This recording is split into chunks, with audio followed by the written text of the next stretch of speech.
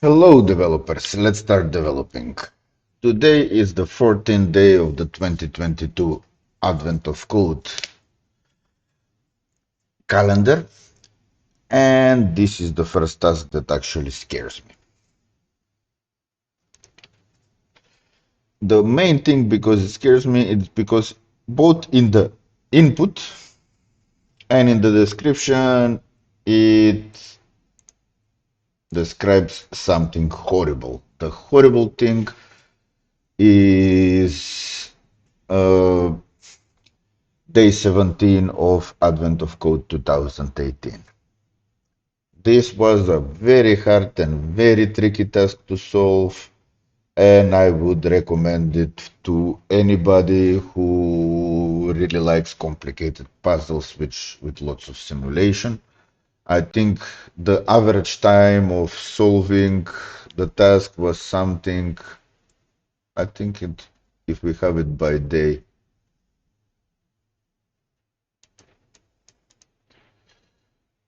um, yeah, stats or something like that. For each day. No, we don't have the stats per day, but you can notice that there is a dip at day 17, a very significant one. And there is some graph that says the average time of solving days, and it's like few minutes, and for day 17 is a couple of hours, and then it's again few minutes. So day 17 is a famously hard problem, and this is more or less a replay of that. So let's see. It might be easy, but it might not be. Anyway, we have some kind of a cave and we have sand dripping from the top at 500 and 0. The issue is that all the data, to avoid having negative data and things like that, our 0 point is at 500 0 and not at 0 0. So we are dropping sand from the top and the sand will come to a rest or it will not. There are some rules of how the sand moves. After a while, the sand won't be able to move anymore. And if it doesn't, won't be able to move anymore in the sense that it will fall off the map. Once we have a piece of sand that falls off the map, we are golden because we just need to return, just answer that question. At which point, which grain of sand or which unit of sand will fall all the way through. So, the first of all, the input is given in this format, so we have some lines and we are given the line indexes. So, we have this case, this means a line for 498.4 to 498.6. This is this line. And then we have 498.6 to 496.6. And this is this line. That one and that one and that one. No, I'm wrong. The first one is this one, this line, and the second one is this line. Doesn't really matter because it's just some lines that we are drawing. And of course, these lines can make up different configurations of the reservoir we are having. So my first goal will be to basically parse the input. And so I already know that we're gonna have some point, and each edge is gonna have a from and a to point, and I think that we need to see that each of these points, they will either have the same x, which means that it's that kind of point, like this, the same x, that's a horizontal line, or they will have the same y and different x's, and then it's a vertical line. So we won't have any diagonal lines. We will have horizontal and vertical lines, which is a bit of a help. So I will take all the lines here and I will just map each line and I will just split it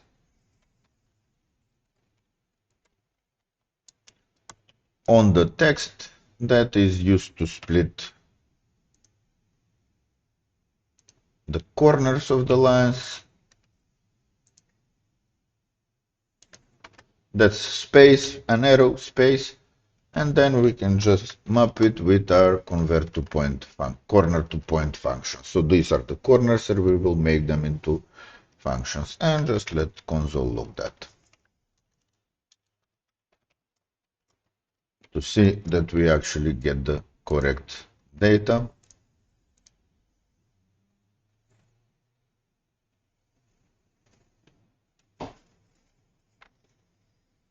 And to be honest, there is quite a possibility that this will be the first of our famous two-parters, which means that we won't be able to solve it in one sitting.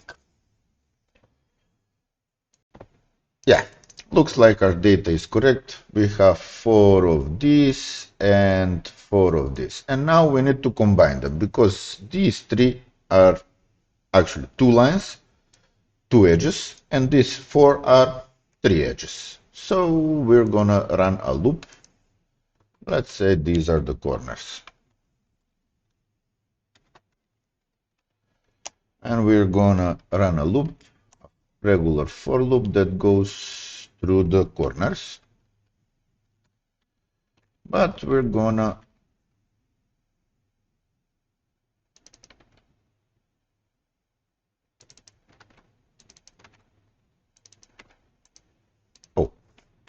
I think we have an extra parenthesis there, but we're not gonna take it from 0 because we're gonna have at least 1. We will always have a case. Let's see if we have such a case in the input. Yes, we do, like this. When we're saying put a line from here to there. So we're gonna have the from, which is gonna be index -1, and we're gonna have, sorry, actually I will let Copilot do this because it will guess. Yeah, and we're gonna have a 2, and let's have a result array. Of course, we can do this with reduce or map or something like that, but in these cases, when we are trying to do something from 7 elements to 6 elements, or n elements to n-1 elements, I kind of prefer the regular for and just pushing to an array. So we're gonna push a from and a to object, and since that has a from and a to that are points, that is an edge.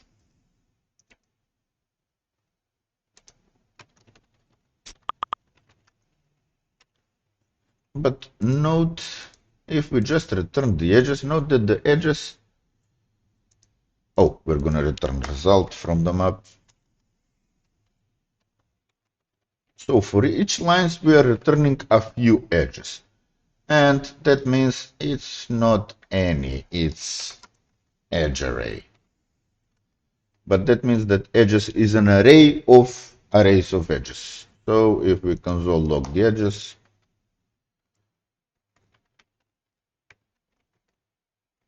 we're gonna get the edges separated by lines. And we don't really need that, so I'm just gonna change this map to a flat map so that we can flatten the array and we should get our edges in a linear fashion because it doesn't really matter whether the edges are linear or not. So we have all our edges in a nice little array. Let's return them.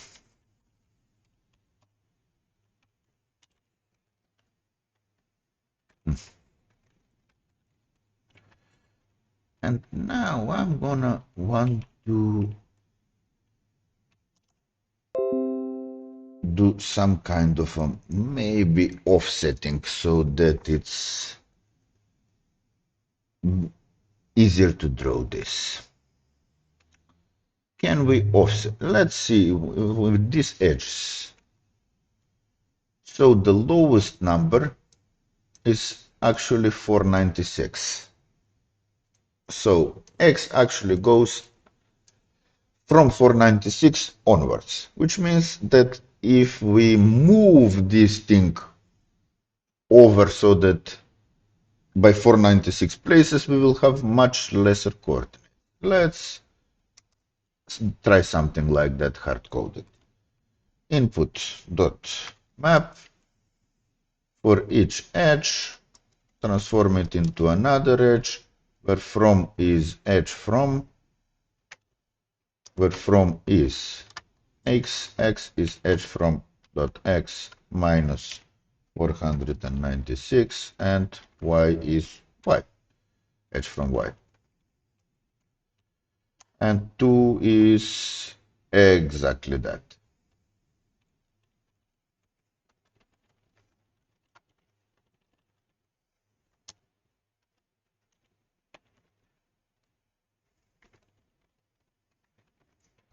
We're going to transpose our edges so they are easier to think about and easier to do. So we have nice numbers, and we were wrong. It wasn't 496, it was 494. Actually, let's calculate that. That's the min x. We need to find the minimum x. Something like that, only I'm gonna add a mat dot minimum from the from and the to.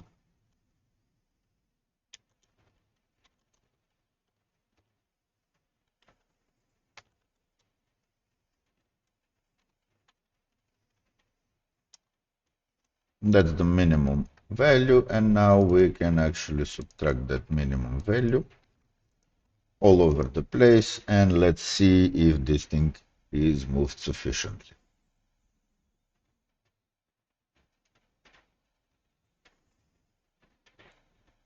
Yeah, we have nice low numbers, but all of them are positive. I think we can do that the same for the y, only just to check whether we need it.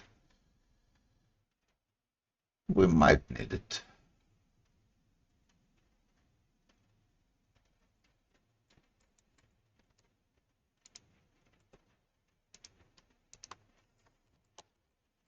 I can have them in y as well, and that's gonna be y, and that's gonna be y, and we're just gonna remove it here. I don't think that the y is important in this task, so I'm gonna do it. In task 17 2018, the y was very important, the original value of the y, so, and that was one source of my errors. As I said, I kind of get triggered when that task is mentioned.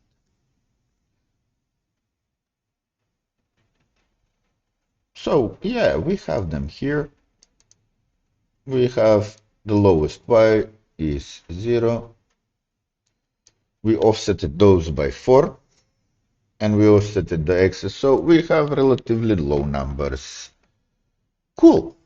Now let's try to draw this.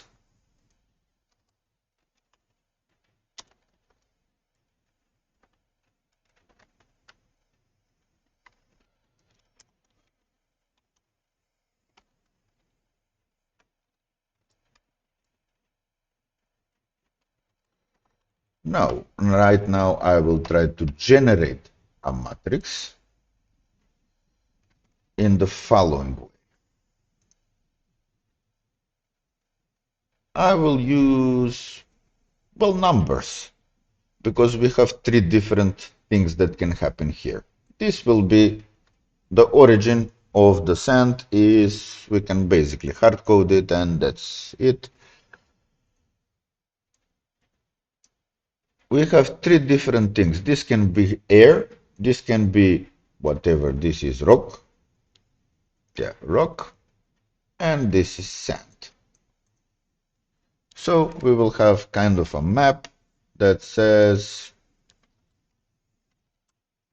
air is 0, rock is 2, rock is 1,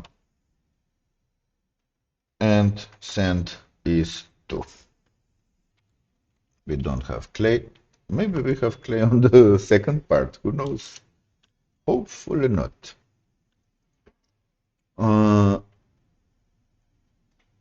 Which means that we can now, yeah, we know from the way we calculated min x and min y that in the moved array right now we have a point that has a 0 for an x, either on the from or on the to. And we know that we have a point that has a 0 for a y, whether on the from or the to. Doesn't really matter. So now we can calculate after we moved it, what are the maximums? We know that the minimums are 0 and 0. What are the maximums? And that means that we can create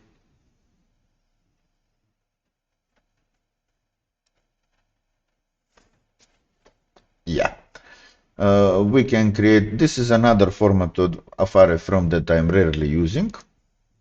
I'm using usually the one that says fill and then map. But this works just as fine, and this says fill everything with twos. I don't want to fill everything with twos, I want to fill it with zeros, and I will just try to print matrix. I have a helper method that will print out the matrix, and I think this should print out a bunch of zeros. Yep, it looks about the right thing, and now we can say some kind of a processor.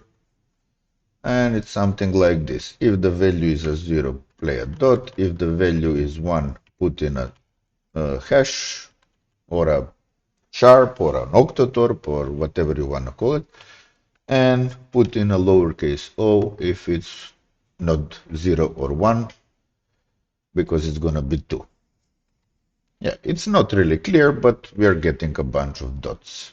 And what we will need to do now is for of edge of input of moved. We already moved it. Well, we're gonna do a simple and stupid for loop. And a nested for loop at that. So, starting from edge.from.x until we get to edge.from edge.to.x, increase the index, and this is the index. And let's do the same for, let's do the same, exact same thing for the y.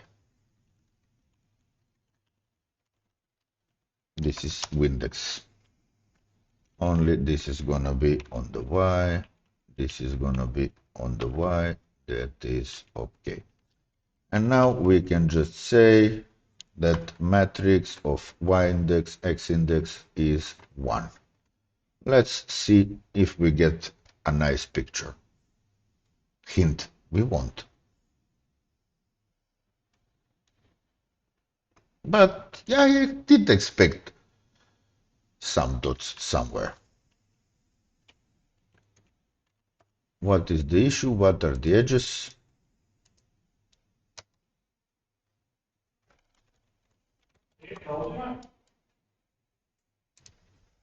Let's see what do we have in the edges.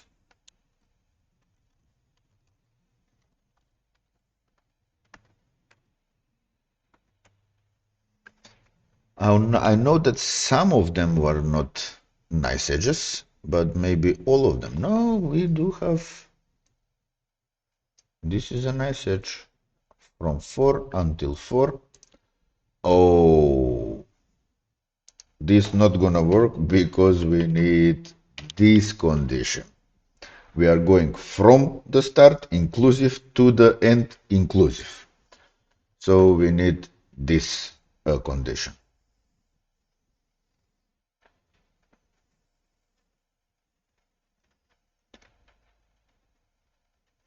Yeah, seems like we're missing something.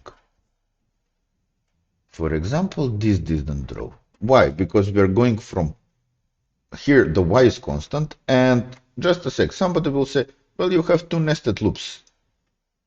I actually don't. As I said, either the x's will be the same or the y's will be the same. So at least one of these for loops is a degenerate for loop, in the meaning that it will be executed once. And also, we have edges running in all directions. So not only do we have edges that are running from here to here, we also have edges that are running from here to here. Which means that at the very least on the y, we might want to have this condition as well.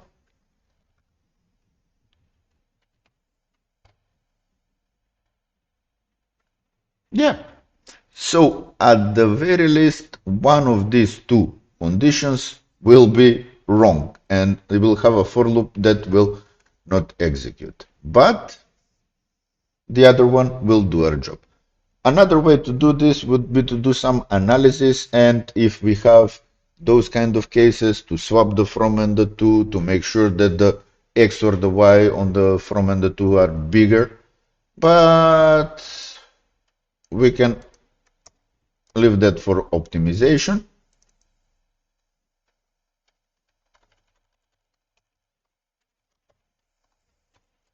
Because this looks extremely ugly, but it's relatively efficient. We are running more for loops than we have to, but on the other hand, we are covering explicitly or four possible directions. This way, this way, this way, and this way. And let's see now whether we have something that looks like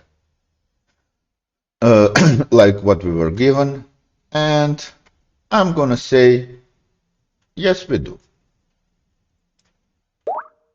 We have our image. And now, what I really want to do is to see the image that was generated by the real input.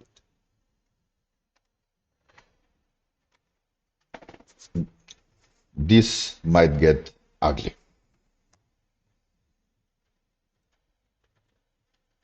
Whoa! This is a fancy image.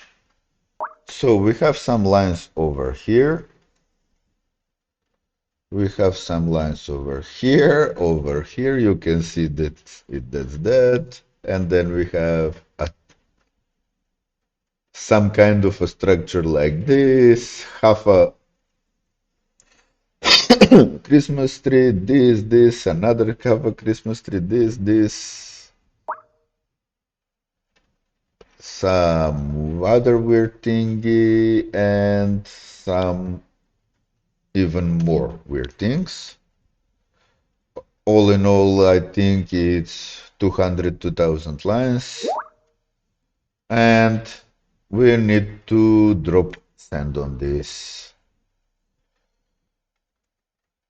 Okay, let's get on that, but maybe not immediately. So continuing onwards, now we have a nice picture, and I'm gonna go back to the small input so we can take a look at the smaller picture and try to reason it.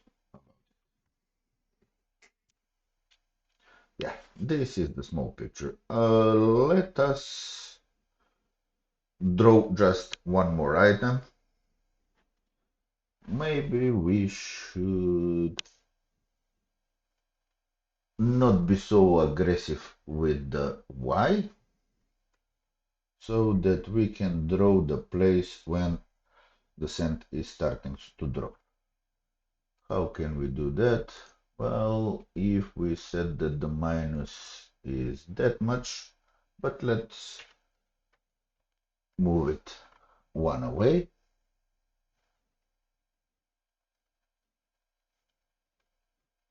If I'm correct, we should have an extra an empty array in front of the y. Yep, here it is. Now,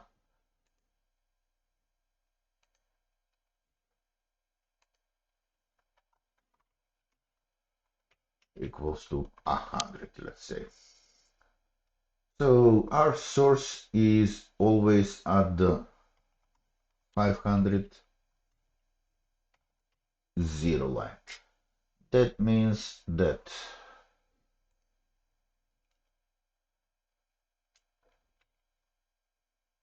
what did it suggest? Yeah, that one. So the 500 minus the minus x, because that's by how much we offset it. In our case, the cent starts to drop at this line, which is between the small and the large dot, let's say. The large, what was that? Rock. Yeah, it's over there. Let's just change the printing a little bit. If value equals 2, then L.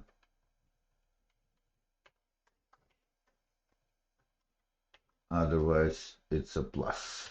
So now I think that we will get a plus where the source is. Basically, that's the only thing that kind of interests us. Let's see if that makes sense. It actually doesn't, because we're gonna go above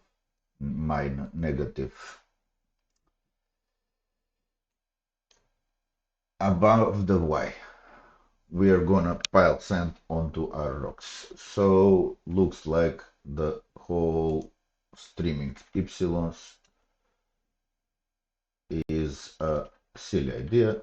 Let's just for now hard code it to 0 so it doesn't do anything. So we'll compress it lengthwise, but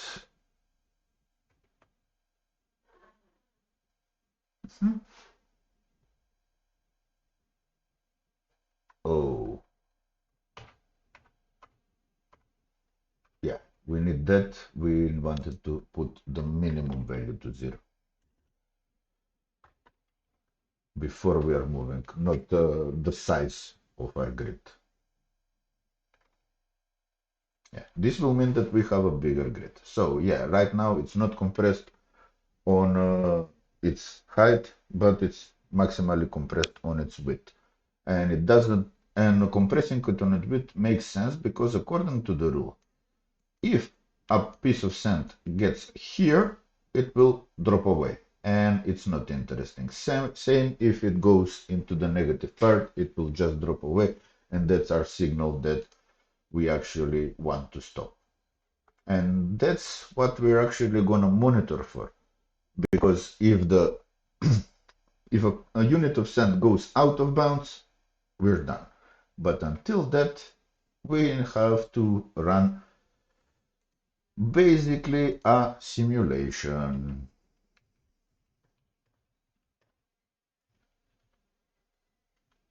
And what the simulation will be, let's say while true, and I will have a counter that's equal to 0 while true. So we're gonna have to generate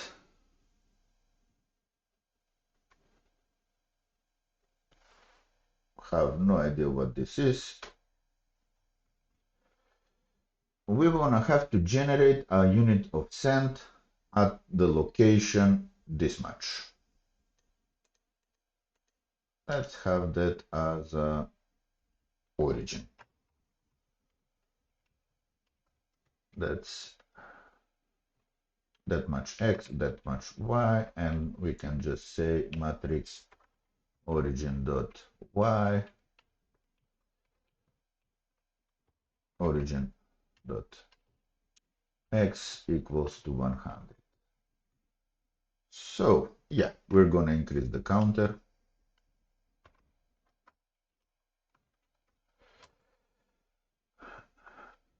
We don't have any kind of check here, and we need to put in, we need to say that send position is at origin. Yeah, let's copy over origin. And now we need to run our 3 rules for the send. So we have, yeah, send is produced 1 unit at a time. Next unit of send is not produced until the previous unit of send comes to rest. Unit of send always falls down 1 step if possible. So that's rule number 1. If under our send there is nothing, so while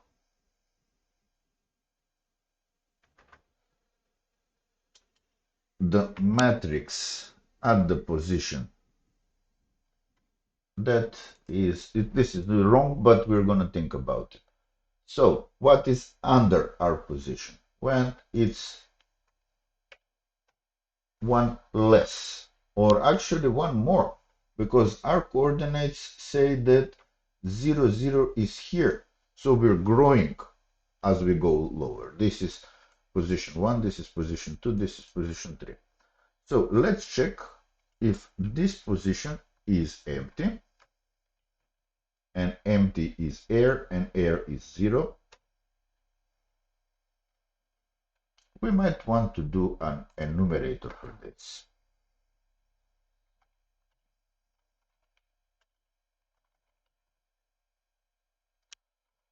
Tile is gonna be air is 0, rock is 1, sand is 2, source is 100. Yeah. So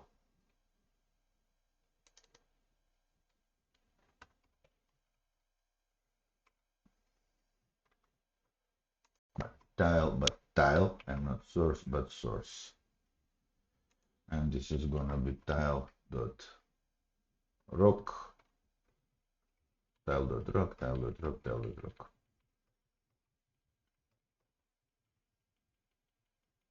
While we have nothing under us, we should fall.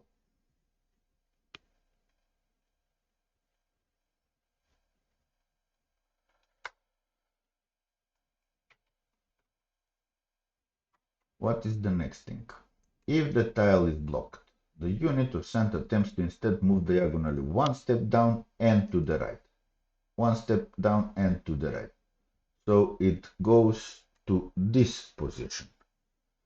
So when it comes here and this position is filled, it tries to go to this position. So this position is actually one less in the, one more in the y direction and one less in the x direction. So if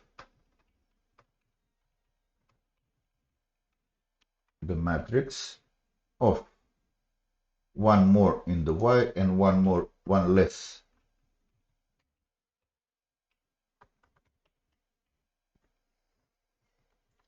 in the x is air, then we will do that specific change on the y is +1 and x is -1.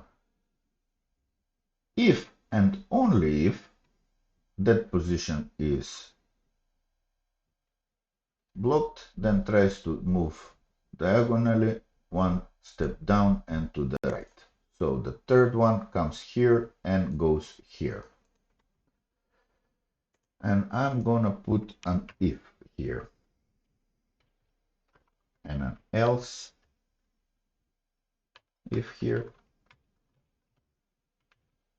and an else if here.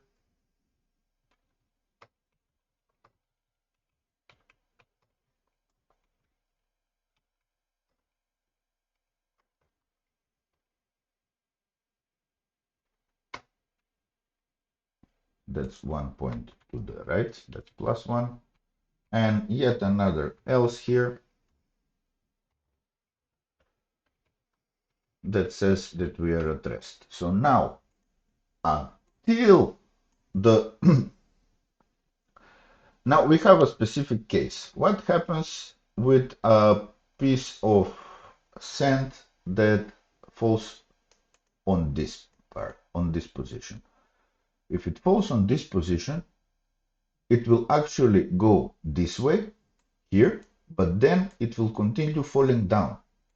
So we have to evaluate one step at a time. We cannot just say go down until you get it, and when you get it, assume that you're going to be on a flat. Because if you can drop on an edge, if you drop on an edge, you can drop off the edge and continue moving.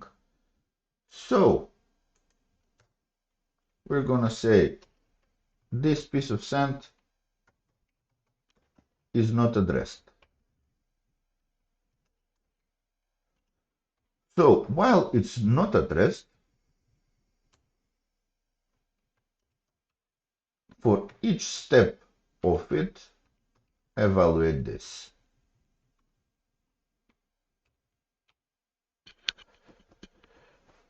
It became addressed. Otherwise, there is now, once we moved somewhere, we might have the case when this drop of sand actually, let's do something more. When we address, we actually have to update the matrix, right? Because we are done moving. And we can say that part is sand.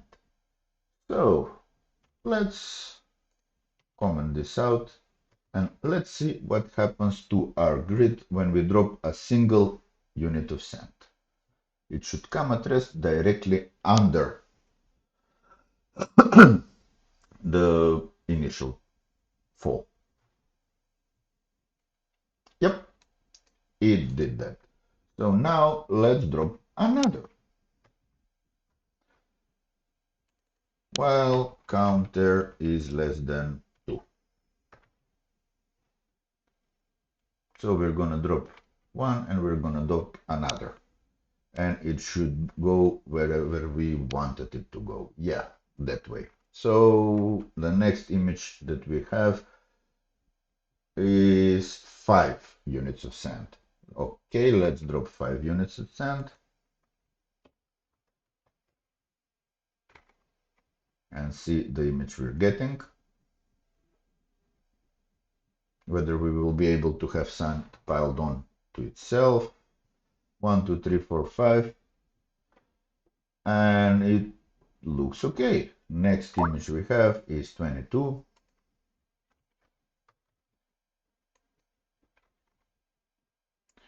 And we're looking for this image when we have the row above that and the row above that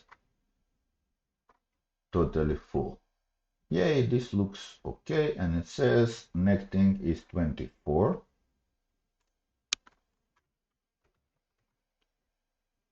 When we should be completely full with that one and that one.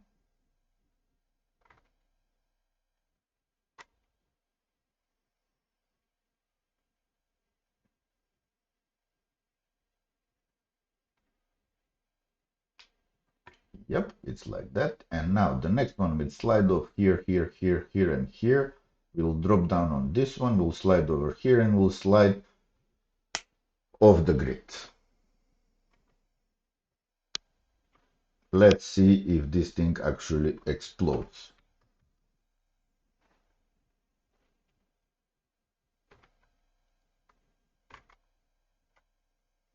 Yeah, I think that right now we will get a runtime error because we will go off the grid. No, it actually came to a stop. Ha ha ha!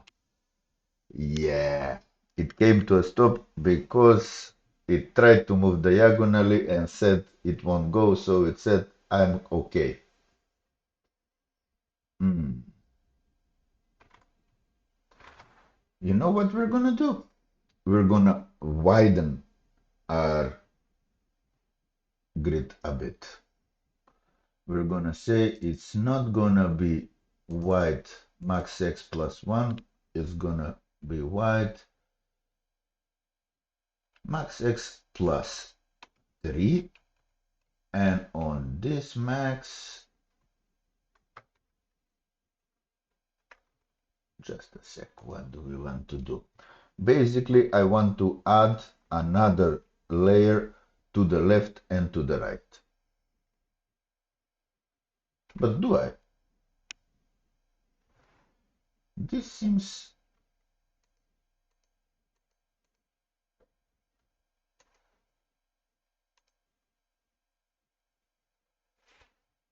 like a situation when what happened? So it got to this position, which is 0 something. Y is 0. No, y is something, x is 0. And it said the row before is the row under me.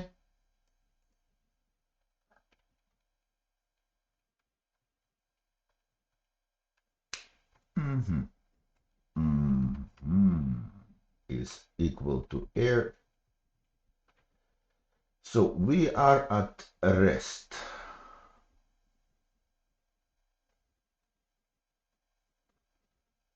Now it would be easier, even if a bit tedious, that we're gonna need to add plus or minus something. So we're gonna say that the minus is plus 1 of this. So we're moving everything by 1 less,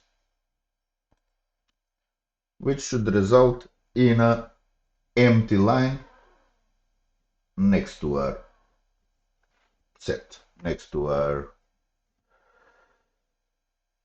and it didn't. Oh no, we don't really care about that.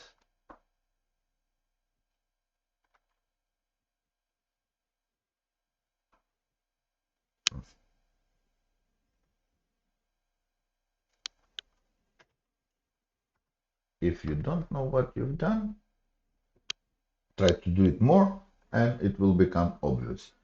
Right now we are tweaking the indexes. So I'm gonna tweak them a bit harder and see what actually comes out of this. Yeah, so that actually went the other way. And now it's obvious that instead of plus 1, here I needed a minus 1.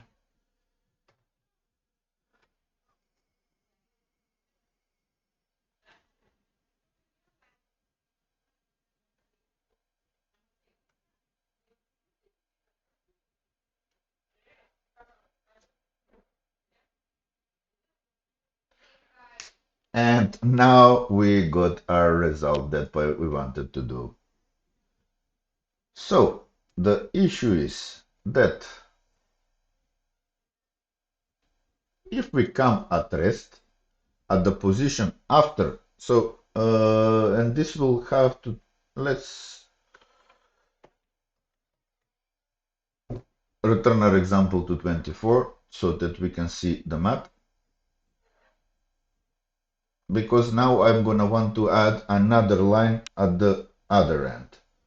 So this means we have a totally empty line here. And if we get to this empty line, this kind of means that this will fall off the map.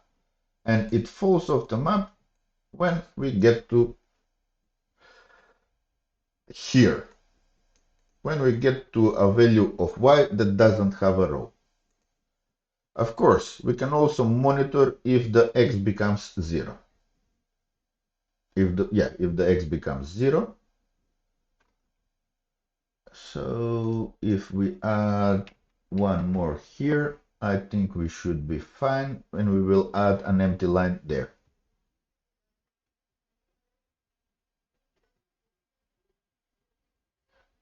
Yep. So we will go off the map if the x becomes 0 or if the x becomes as wide as the matrix is.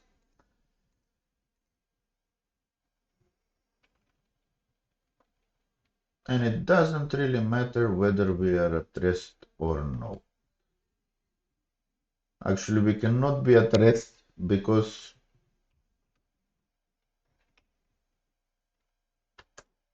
we're not. So I can say if sandbox position send position dot y dot x equals 0, or is the length the width of the matrix, then we're not only at rest, we are done. We can just say literally return counter. Maybe counter -1. Yeah, counter -1. I think we will need to read up on that. Close out the button falling into the endless void.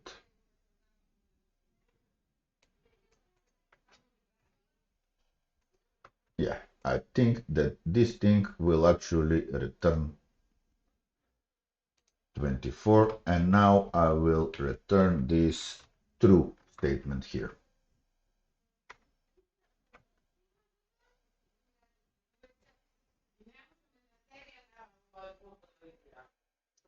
Let's see if running time for, not running time, but the result for part 1 is actually 24.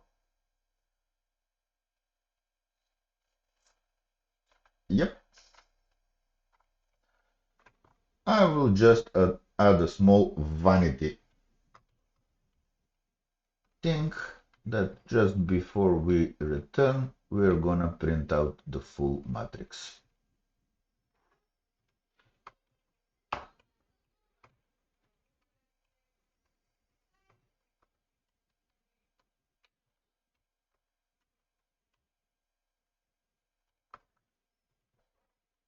Yeah, and we will also have the sand that overflew. In this case, yay, it's here. It dropped off into the endless void. Let's do the same thing, but with the large input. 169 rules, 2000 items. Let's see what happens.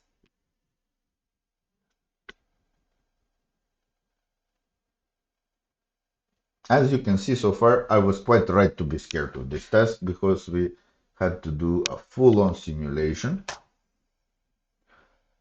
of every step of the way, and we broke up something where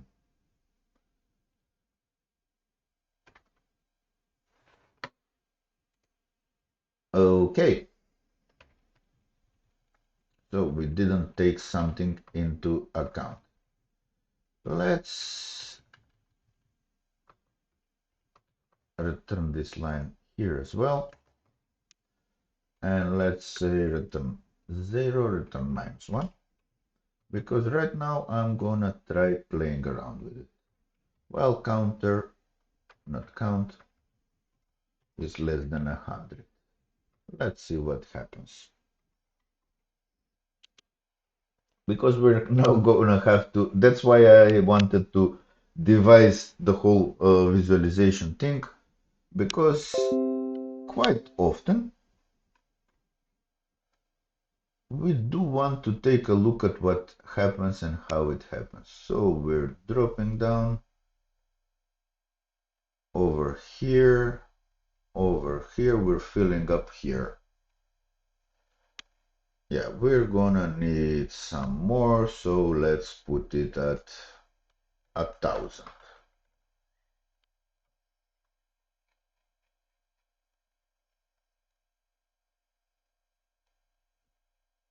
Oh, I know what happened. If, and I didn't have to kill the process because it didn't flew off the side, out of the sides. It flew off the bottom. So we have another condition here. Yeah, if sand position of the Y is actually equal to this, if it literally flew out of the bottom so that we can no longer access it, continuing this would break it. Yeah, let's put it this way because we can detect it even when it's, if we have a grain of sand that is on this line, there's nothing underneath it, so it will just continue to fall. So if we get a grain of sand on the last line, we are once more done. And yay, we actually have a winner right now. 698 pieces of sand we managed to put on our sandy whatever. Let's see if this is correct, and if it's not, we're gonna be in some problems. Yeah, but that's the right answer because we simulated it correctly. And now we realize we misread the scan. This isn't an endless void of the bottom. That's a floor and you're standing on it. You don't have time to scan the floor, so assume that the floor is an infinite horizontal line with a y coordinate equal to 2 plus the highest y coordinate of any point in your scan. Okay, so we have the bottom line, we have a totally empty line, and then we have a floor. The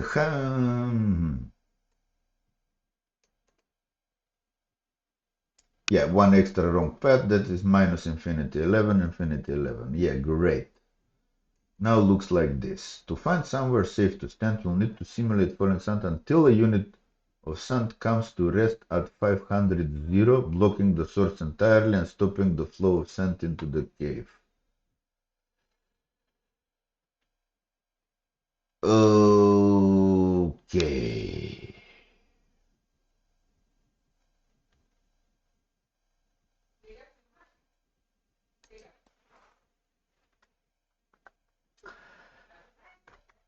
This is significantly harder. We're gonna reuse a lot of what we did.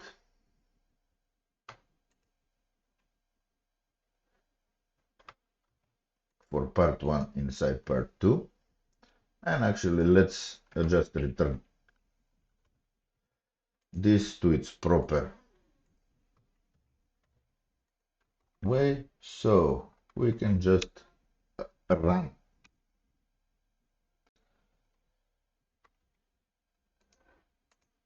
our code. We can just run everything. So yeah, and it looks like this. So now the issue is, yeah, let's have the small input.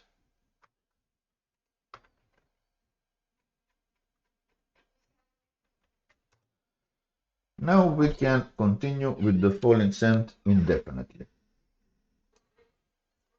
So the situation is that sand is just gonna keep on falling and keep on falling and keep on falling and keep on falling and so on and so forth until we block the origin. Yeah, and when we block the origin, as here, we will have some places when sand just won't be able to reach, and that will be our safe place. That is great. But when does that happen? That is our question. This could have had a third, for example, part when we will just have to determine where is the safest. But on the other hand, that is quite kind of obvious. In this example, basically under this thing, we won't be able to have sand. Sand will never get to this. But the problem is right now that we have no idea how long, how wide this will be.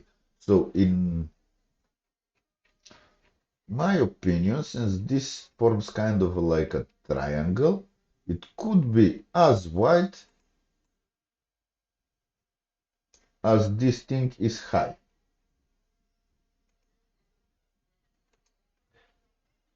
Yeah, so that's just an assumption that I'm gonna make.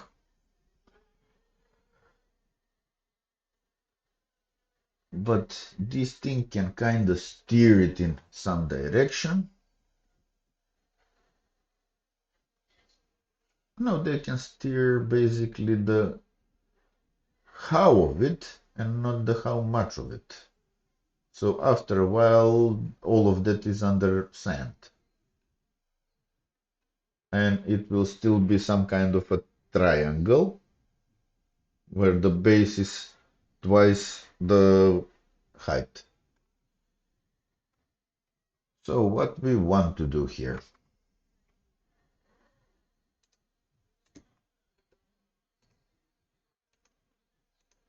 First of all, let's hard code some things.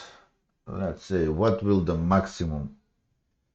Yeah, we have the minimum. We don't want the minimum right now because I have no idea how high this is, but it's less than 500. So let's, if you write this out as a 0,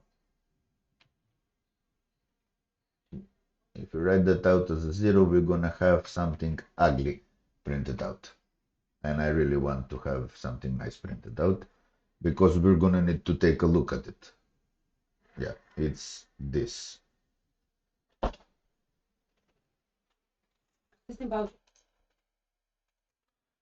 Yeah, it seems that we're gonna need some better calculation for the minimum and the maximum, but for now, let's just play around with it and say that this is 400.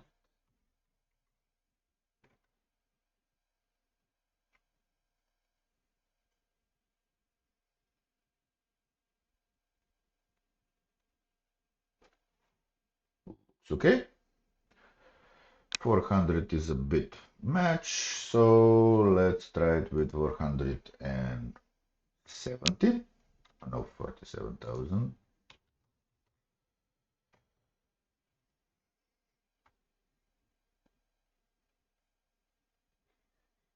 Yep, and let's put max s, so 490 might 85. Let's have that, and we're gonna have max x. Let's add 15 to that as well. So we should have something that's nice and wide.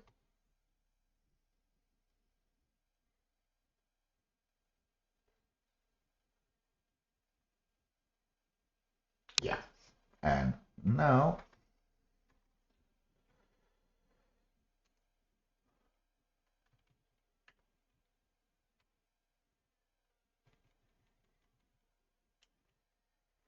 we will just add something that has a from and a to. So we're gonna add something that's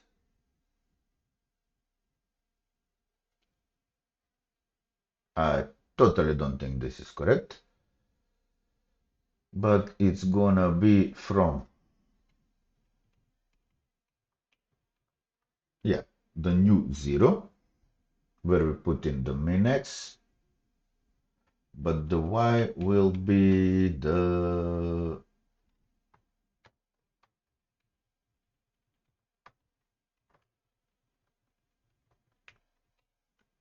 max y. Yep, and it's gonna go to max x, and the y is gonna be max y.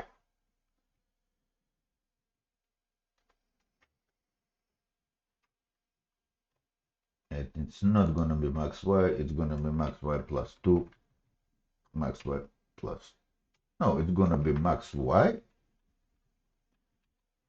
but we're going to intentionally add 2 to our max y. Let's see if we get the floor.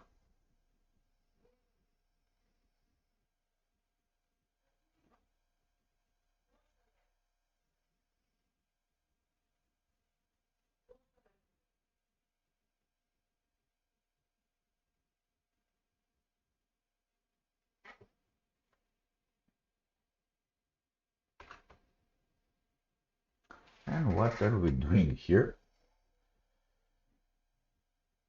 Did I make a stupid?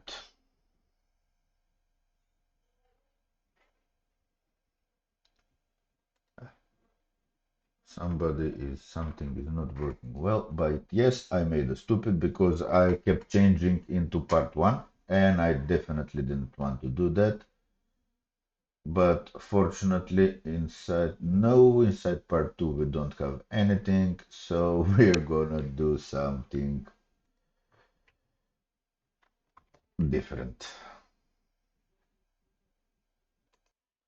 So having done all the editing needed to fix this, so part 1 is running and returning a correct result, it's 24, and for part 2 we managed to have our floor.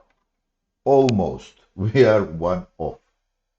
So it means that this needs to be max x plus 1. Nope. From x0 until, yeah, max x plus 1. Because we are adding. We don't really need to add those rows right now. Because we are adding quite a lot of rows. So we don't need this minus 1. We do need this plus 2. But we can only use this plus 1, which is from 0 to the maximum. So yeah, that needed to be max. So we have our floor and we can start dropping things. So it's still gonna be well true, but I'm gonna do something like I did before, counter less than 50. Previously we managed to drop 24 pieces of sand on this thing, and we're gonna print our matrix not here when it's empty, but right here when it's full of sand.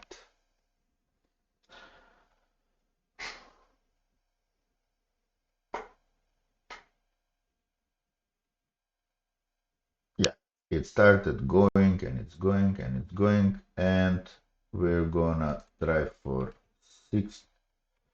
So yeah, we're coming quite along.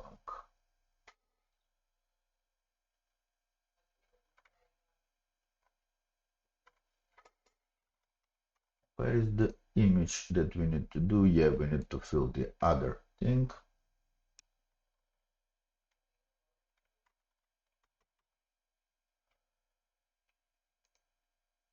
So we don't actually want to have this as a condition right now.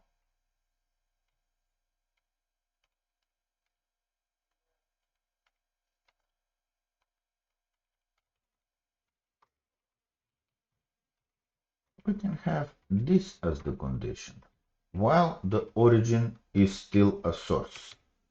Because if we come at rest at the origin, this will mean that we covered the origin with sand. Yeah, let's try this, and now we can just return the counter.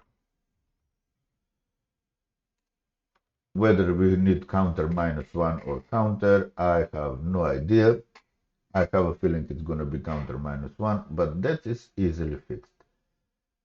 No, it's counter. The 93rd block of sand managed to fill the source. Yeah, that looks okay. Now, where is our problem here? It's this and this. We set it at 20. And that is arbitrarily, totally arbitrarily. And I have no idea how it will be with this. So for now, let's try for 100 and 100 and see if this thing actually kind of makes sense or if it will blow up. Let's, yeah, restart this. It seems, so this is the last line, I think. And I think that this isn't the right answer.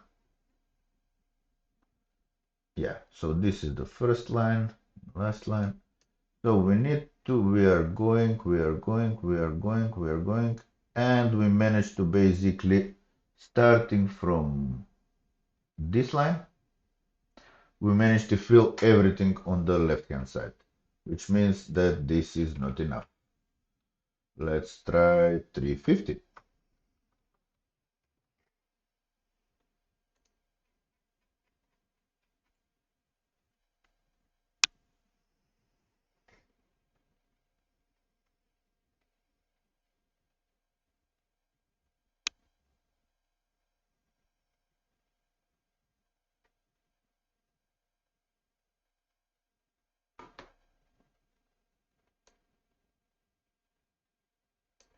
Nope. Well, we found out where we have, we still managed to fill everything that we wanted to fill. 25,872 and with more sand and more sand 2,800. So, and we actually this time managed to fill it on the other side again. So let's move that. That is 250 and this is 200. Yeah. It's gonna take a ridiculously amount of time to actually write this out, write all of this out to the console.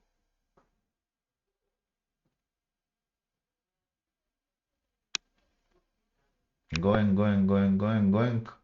And this thing was enough because you see that we didn't go all the way through.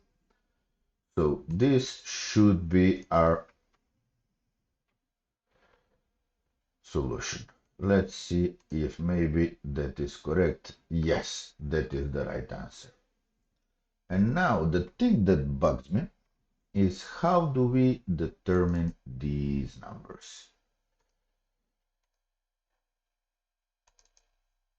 So min-x, we don't actually use min-x here.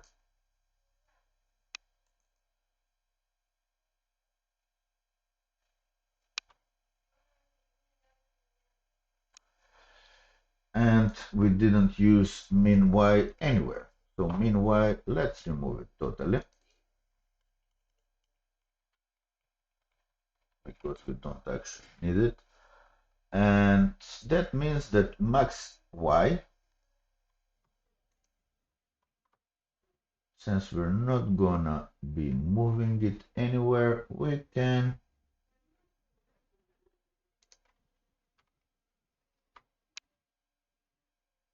calculate it where. So we are moving all of this so that we can have some kind of a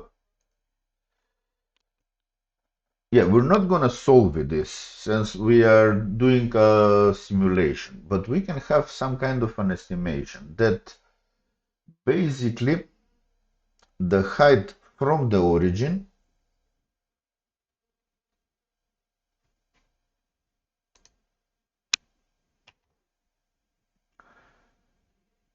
the from the origin to the maximum value of y, which we can actually calculate here because this is exactly the same value as the one we get from the input. So we can say that the minimum value of x that we are interested on should be about the same as the height. So that should be max y. And if we add a buffer of max y here, will this work? This doesn't have any weird constants. So let's see if this works.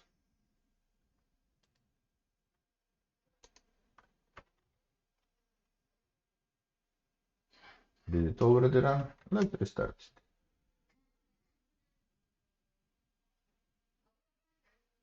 Yeah, it worked. And actually got quite close to the left side and got quite far away on the right side, but it worked. And let's see what this will produce for the small input. Because I want one piece of code that will make enough sense for the small and for the large piece of input. And it totally backfired. But max y wasn't too big in this case. Why is this so big? Let's just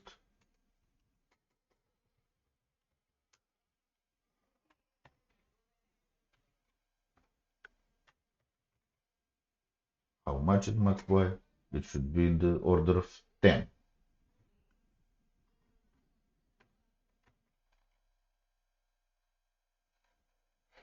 It's 11. So we added 11 to both sides and we're getting something that is quite a lot.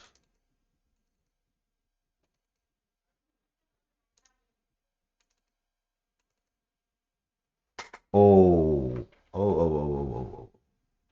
It's not gonna be, it's gonna be 500 minus max y.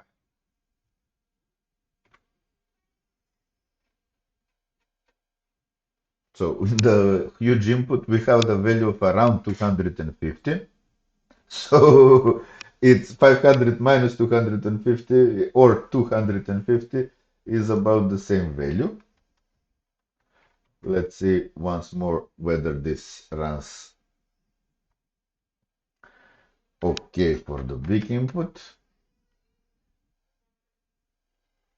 Oh, we got so close. We got one piece away. So it might make sense. 28594. Let's see if that was our actual answer. Yeah, 28594. So that is the correct answer, but we got so close to messing it up. If this was filled, it would have been the wrong answer. So we're gonna just to be on the safe side,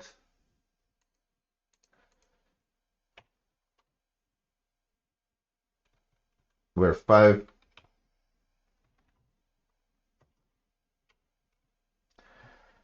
is a guess.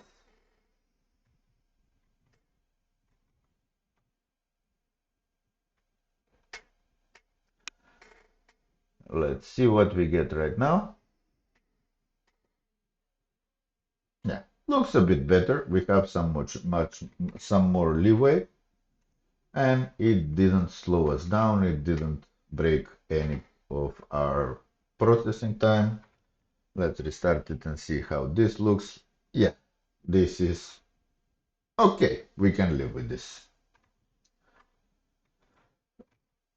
Maybe we should have added something on the other side as well, but it's good enough and it seems to be operational. One more thing that I will do right now is basically to remove comment out. I will not remove the printing of all of this, and then we can see how fast this actually runs, because most of the time that it's spent on actually writing something to the console, painting our sentry. We don't need this, and we're gonna put in the huge input, and let's see what happens now. 41 milliseconds, 120, 82 milliseconds. It's fine and close enough, and I'm very happy that I managed to solve this scary task. Thank you for watching. Don't forget to like, share, and subscribe, and talk to you tomorrow.